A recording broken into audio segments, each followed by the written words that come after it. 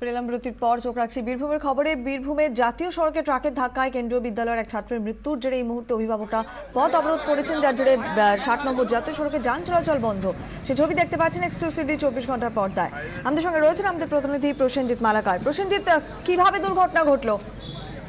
হ্যাঁ দেখো, যেটা জানতে পারা যাচ্ছে যে কার্যত আজকে সকালবেলাতে একটি ট্রাকের ধাক্কা একটি শিশুকে ধাক্কা মানে একটি ট্রাক, এবং তার জেরেই কার্যত ক্ষুব্ধ হয়ে ওঠে এই অভিভাবকরা। তাদের যেটা অভিযোগ যে নিত্যদিন এরকম ঘটনা ঘটছে, যেহেতু একদম জাতীয় সড়কের পার্শ্ববর্তী এলাকাতে এই স্কুল, ফলে নিত্যদিন এই দুর্ঘটনা ঘটছে। তাই এই এলাকার গতি নিয়ন্ত্রণের দাবিতে, গাড়িগুলির গতি নিয়ন্ত্রণের দাবিতে, এবং তার সাথে সাথে ট্রাফিক পুলিশ দিয়ে যাতে ঘটনাস্থলে এরকম দুর্ঘটনা রোধ করা যায় বা ওই এলাকায় যদি কোনো স্পিড ব্রেকার দেওয়া যায়, এই দাবিতেই কার্যত আজকে অভিভাবকরা অবরোধ করেছেন। এবং তারা যেটা দাবি করছেন যে প্রশাসনের তরফ থেকে, যেহেতু এখানে শিশুদের বেশ কিছু স্কুল রয়েছে, যেমন ইউপি পাবলিক স্কুল থেকে শুরু করে কেন্দ্রীয় স্কুল, বেশ কিছু স্কুল রয়েছে যেখানে ছোট ছোট বাচ্চারা পড়াশোনা করে, যাতে এই ঘটনা পুনরায় না ঘটে। এই দুর্ঘটনার ঘটনা বারবার যে ঘটছে এবং গাড়িগুলি যে 60 নম্বর জাতীয় সড়কে দ্রুত গতিতে বেরিয়ে চলে যায়, ফলে সেক্ষেত্রে দুর্ঘটনার আশঙ্কা সবসময়ই থেকে যায়।